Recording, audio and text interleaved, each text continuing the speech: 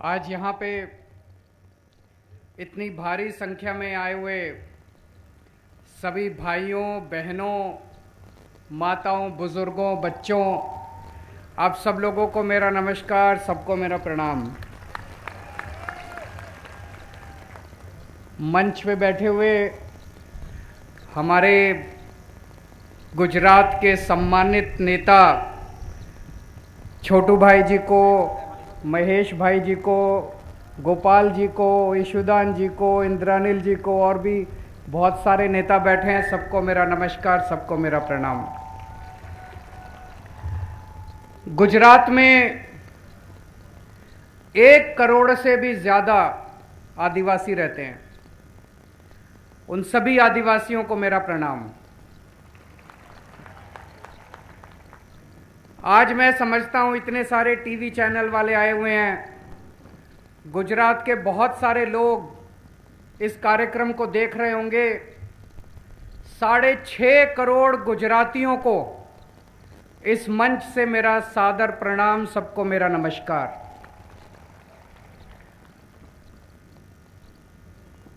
दोस्तों, पंजाब चुनाव जीतने के बाद ये हमारी पहली रैली है।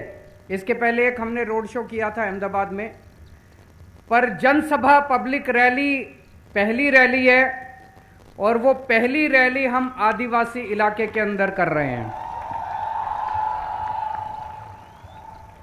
आदिवासियों के साथ घोर अन्याय हुआ।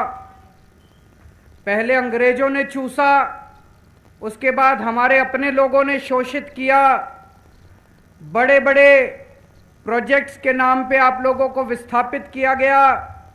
आज भी एक आदिवासी अपनी 2 जून की रोटी खाने के लिए, अपने बच्चों को पालने के लिए तरसता रहता है। गुजरात के अंदर बहुत बड़ी विडंबना है।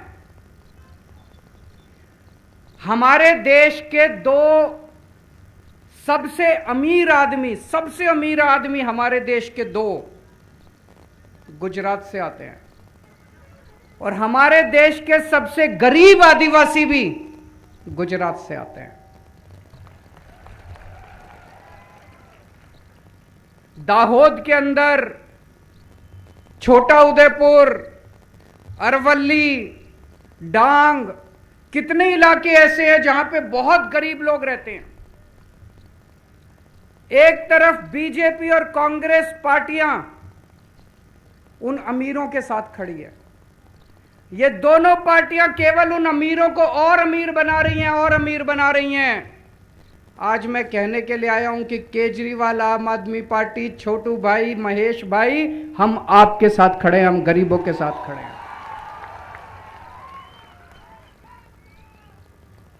ये पार्टियां उन अमीरों को अमीर बनाएंगी। जब तक इन पार्टियों की सत्ता, ये पार्टियां उन अमीरों को अमीर बनाएंगी। लेकिन मैं आपको कहने वाला हूं, हमें एक मौका दे दो, हम आपकी गरीबी दूर करेंगे, आपके बच्चों को पढ़ाएंगे, आपके लिए अस्पताल बनाएंगे, आपके रोजगार देंगे। हम अमीरों के साथ नहीं है, हम आपके साथ खड़े, हम गरीबों की पार्टी हैं, हम आम लोगों की पार्टी, हम अमीरों की पार्टी नहीं है। दिल्ली के लोग मुझे बहुत प्यार करते हैं। आज मैं गुजरात के लोगों से प्यार मांगने के लिए आया हूं।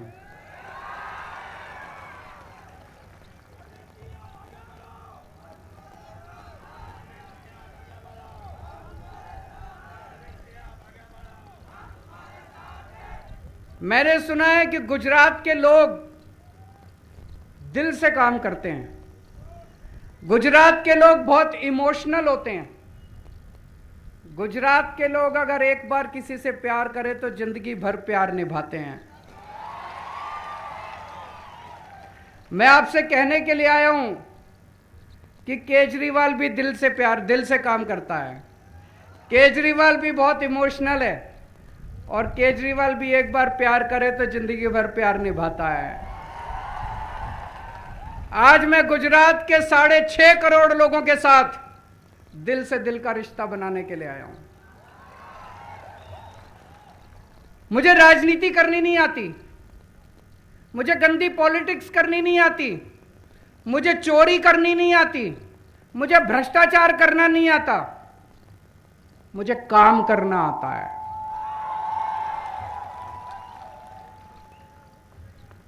मैंने लोगों से बात की, गुजरात के अंदर इस टाइम स्कूलों की, सरकारी स्कूलों की बहुत बुरी हालत है। अभी अभी महेश भाई भाषण दे रहे थे, मेरे को उन्होंने बताया, ईशुदान जी मेरे लिए ट्रांसलेट कर, 6000 सरकारी स्कूल इन्होंने बंद कर दिए मर्जर के नाम पे। 6000 सरकारी स्कूल इन्होंने गुजरात के अंदर बंद कर दिए। सरकारी स्कूलों की हालत बहुत खराब है। गुजरात के अंदर दीवारें टूटी पड़ी हैं, जंग लगे पड़े हैं, टीचर हैं नहीं। कई स्कूल ऐसे हैं जिसमें 7-7, 8-8 क्लासों का स्कूल है और एक ही टीचर है, और कई स्कूल में तो एक भी टीचर नहीं है। कितने लाख बच्चों का भविष्य खराब है। लेकिन ये बदल सकता है। हमने दिल्ली में बदल के दिखाया है।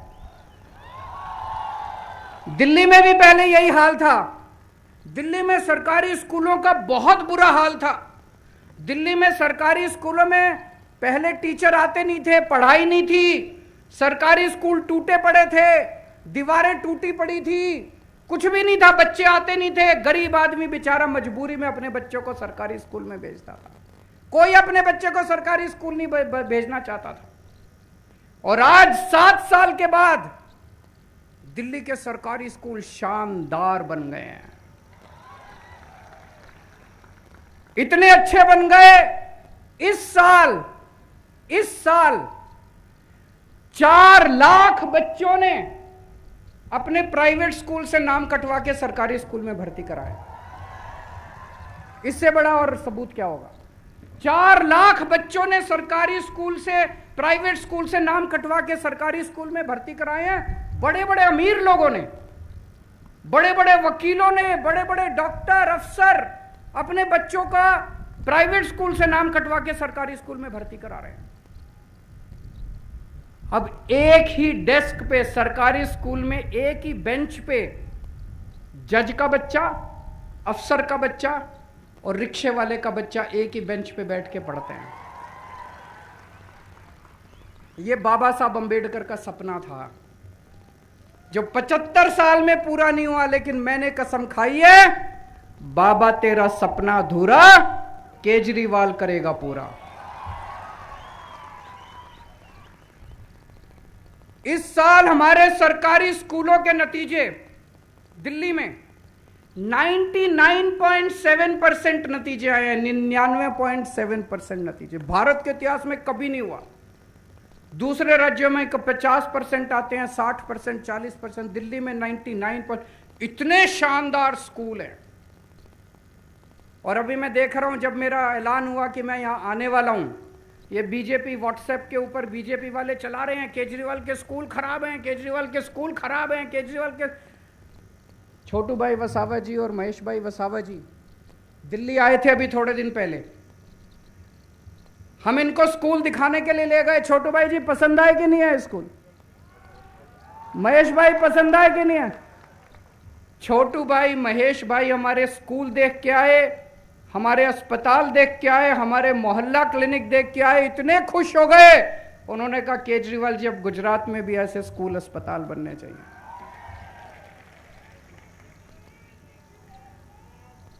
मैं आज इस मंच के माध्यम से गुजरात के मुख्यमंत्री भूपेंद्र पटेल जी को भी आमंत्रित करता हूं, आइए हमारे स्कूल देखिए, आइए हमारे अस्पताल देखिए,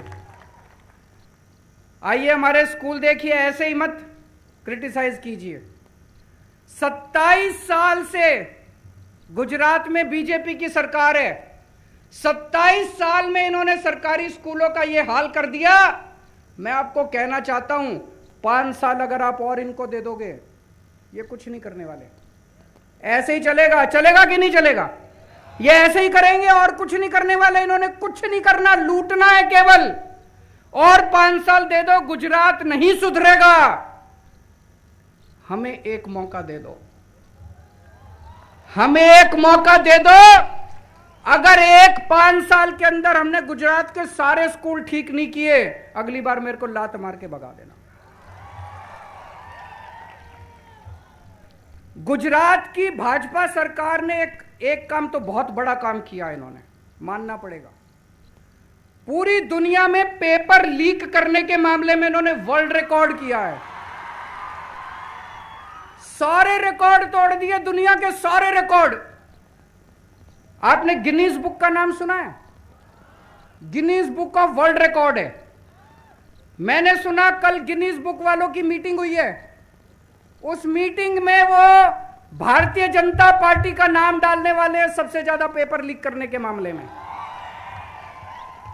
मैं अभी देख रहा था 2014 में जीपीएससी मुख्य अधिकारी पेपर लीक, 2015 में तलाटी परीक्षा पेपर लीक, 2016 में तलाटी सुरेंद्र नगर गांधीनगर पेपर लीक, 2018 में टीईटी पेपर लीक, 2018 में मुख्य सेविका पेपर लीक, 2018 में नायब चिटनीस पेपर लीक, 2018 में लोक रक्षक दल पेपर लीक, 2019 में गैर सचिवालय क्लर्क पेपर लीक, 2021 में हेड क्लर्क पेपर लीक, 2022 में गुजरात ऊर्जा विकास निगम पेपर लीक, 10वीं बोर्ड के एग्जाम पेपर लीक, कक्षा 7 का पेपर लीक, सूरत यूनिवर्सिटी का पेपर लीक।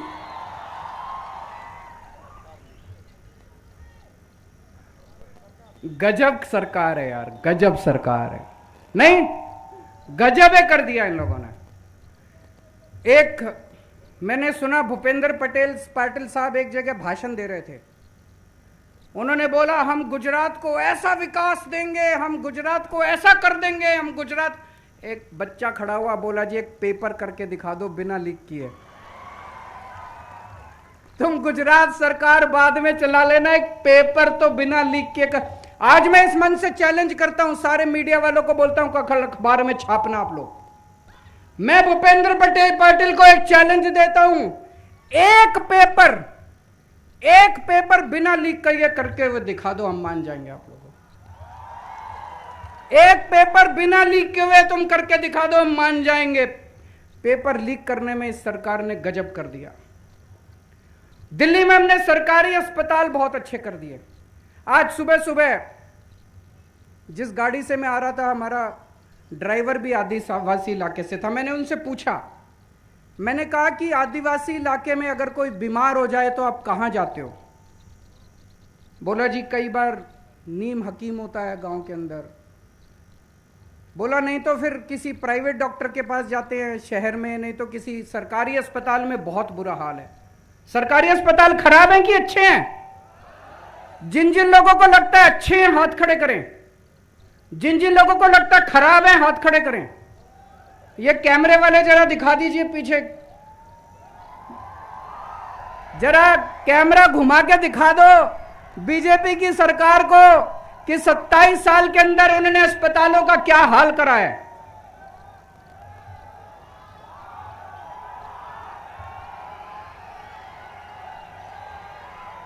पहले दिल्ली के अस्पताल भी बहुत खराब थे, बहुत खराब थे। दवाई मिलती नहीं थी, मशीनें खराब थी, टेस्ट होते नहीं थे, बहुत बुरा हाल था।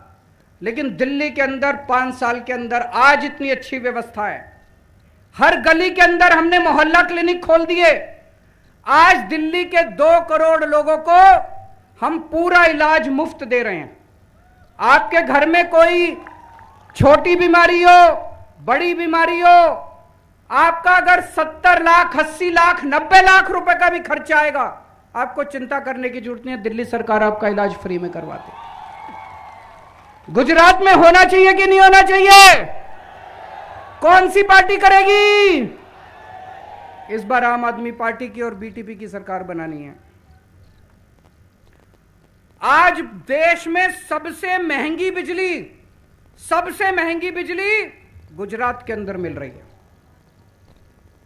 और दिल्ली के अंदर आज फ्री में बिजली मिल रही है। लोगों को 24 घंटे बिजली मिल रही है, फ्री में बिजली मिल रही है। दिल्ली के लोगों को फ्री में कैसे बिजली मिल रही है? क्योंकि दिल्ली में कट्टर ईमानदार सरकार है। मैं पैसे नहीं खाता, मैं पैसे खाने नहीं देता। हर चीज में मैंने पैसे बचाए, हर चीज में मैंने रिश्वतखोरी बंद कर दी। खूब सारे पैसे बच गए। उन पैसों से मैंने अपने लोगों की बिजली फ्री कर दी। ये बीजेपी वाले मेरे को खूब गालियां देते हैं, कहते हैं केजरीवाल फ्री कर रहा है, फ्री कर रहा है, फ्री कर रहा है। ईमानदार हूं इसलिए कर रहा हूं। तुम लोग बेईमान हो इसलिए नहीं कर रहे। अब ईमानदारी का एक ही पैमाना है, जो नेता फ्री बिजली करे वो ईमानदार, और जो महंगी बिजली दे वो बेईमान है कि नहीं है? गुजरात के लोगों को फ्री बिजली चाहिए नहीं चाहिए? 24 घंटे बिजली चाहिए नहीं चाहिए? कौन सी पार्टी करेगी? आम आदमी पार्टी।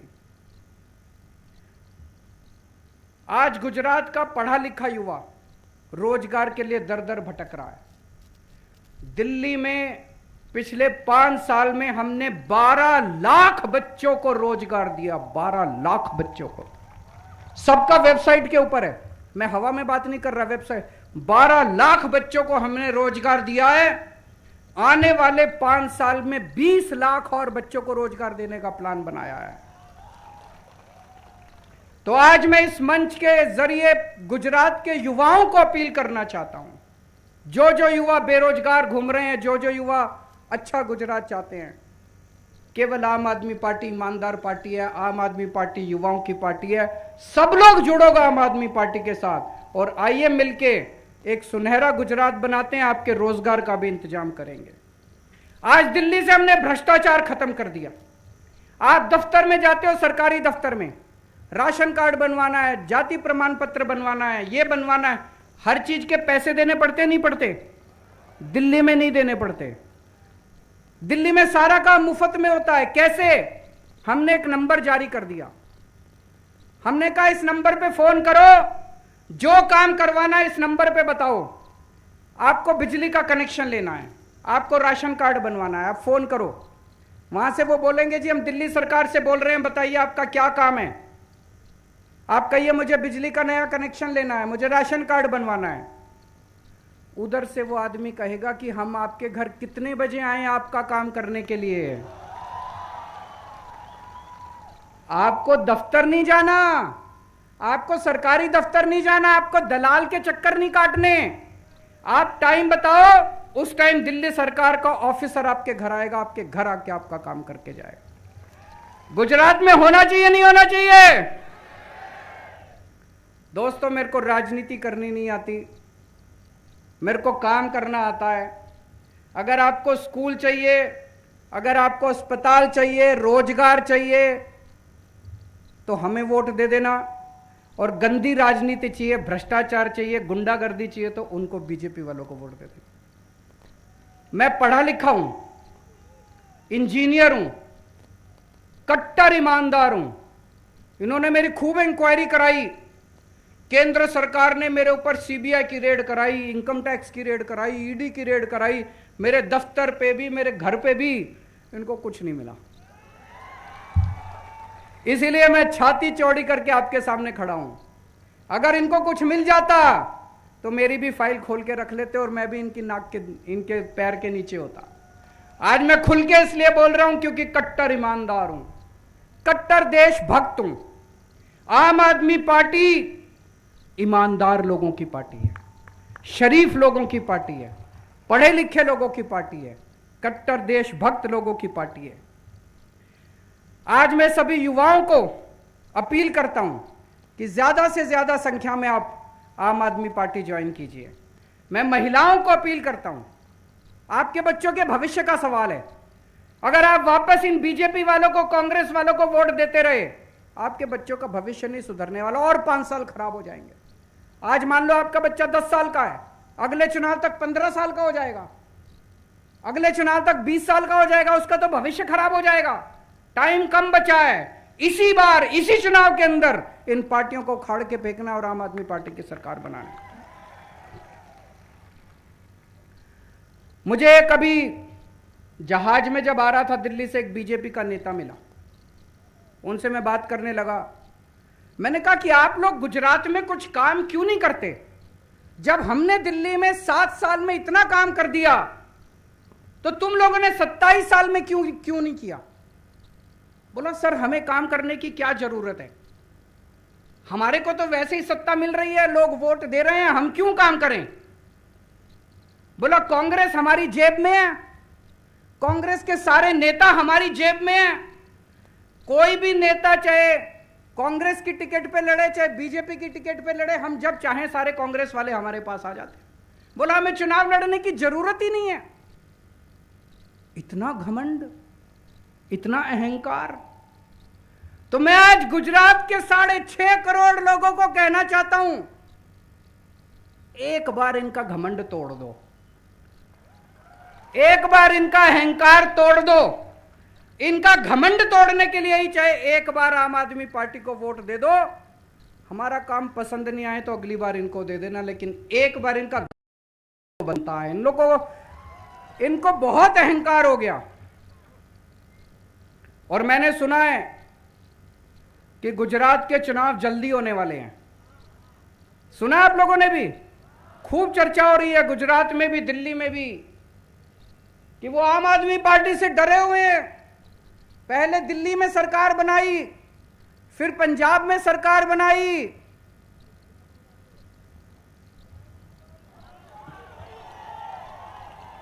अब गुजरात की बारी है कि नहीं है? अब गुजरात में सरकार बनाएंगे तो वो कह रहे हैं इनको टाइम मत दो, दिसंबर तक इनको टाइम मिल गया तो ये स्वीप हो जाएगा गुजरात। वो कह रहे हैं अभी चुनाव करा दो। मैं उनको कहना चाहता हूं, हम फक्कड़ आदमी हैं, हमारे पास कुछ नहीं है, हमारे पास ऊपर वाले का साथ है और जनता का प्यार है। ऊपर वाला हमारे साथ है, हम सच्चे रास्ते पे, सत्य के रास्ते पे चल रहे हैं। ऊपर वाला हमारे साथ है, हम ईमानदार लोग हैं, जनता का साथ है। तुम आज चुनाव करा लो चाहे 6 महीने बाद चुनाव करा लो, इस बार तुम्हारा पत्ता साफ है। और मैं कांग्रेस के नेताओं से अपील करना चाहता हूं, कांग्रेस तो अब खत्म है कि नहीं है? कांग्रेस का तो अब कुछ नहीं बचा, तो कांग्रेस को वोट देना भी बेकार है। और कांग्रेस के जो अच्छे नेता हैं, उन अच्छे नेताओं से मैं अपील करना चाहता हूं, आ जाओ आम आदमी पार्टी में, आ जाओ, मिलके गुजरात ठीक करेंगे। जो गंदे नेता है वो वहीं रहो, जो अच्छे नेता है वो इधर आ जाओ। बीजेपी के नेताओं से मैं अपील करना चाहता हूं, बीजेपी में रहोगे गुजरात बर्बाद हो रहा है। अब गुजरात की सोचो, देश की सोचो।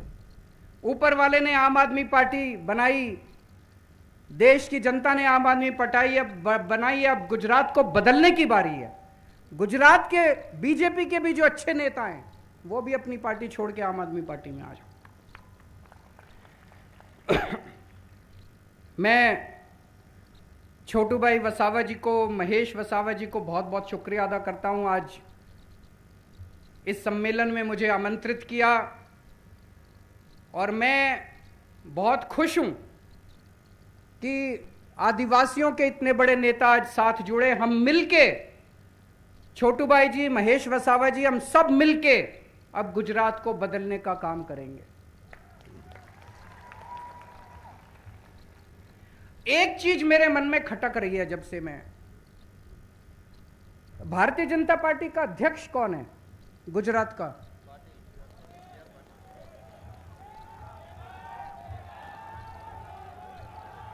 CR पाटिल।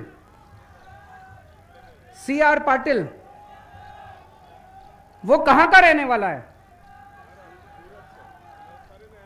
महाराष्ट्र का रहने वाला है। महाराष्ट्र। बीजेपी वालों को 6.5 करोड़ गुजरात के लोगों में एक अध्यक्ष बनाने के लिए आदमी नहीं मिला। इतनी बड़ी बेइज्जती गुजरात के लोगों की। भारतीय जनता पार्टी को अध्यक्ष बनाने के लिए 6.5 करोड़ गुजरात के लोगों में से काबिल आदमी नहीं मिला इन लोगों को। इससे बड़ा अपमान किसी पार्टी ने आज तक नहीं किया। महाराष्ट्र से चलाएंगे ये लोग गुजरात, महाराष्ट्र के आदमी से गुजरात चलाएंगे ये लोग। गुजरात की जनता ये बर्दाश्त करने वाली नहीं है। आने वाले चुनाव को क्रांति में बदल दो। इस बार चुनाव नहीं होगा, इस बार नए गुजरात की नींव रखी जाएगी। दोस्तों, भारत माता की जय जोहर।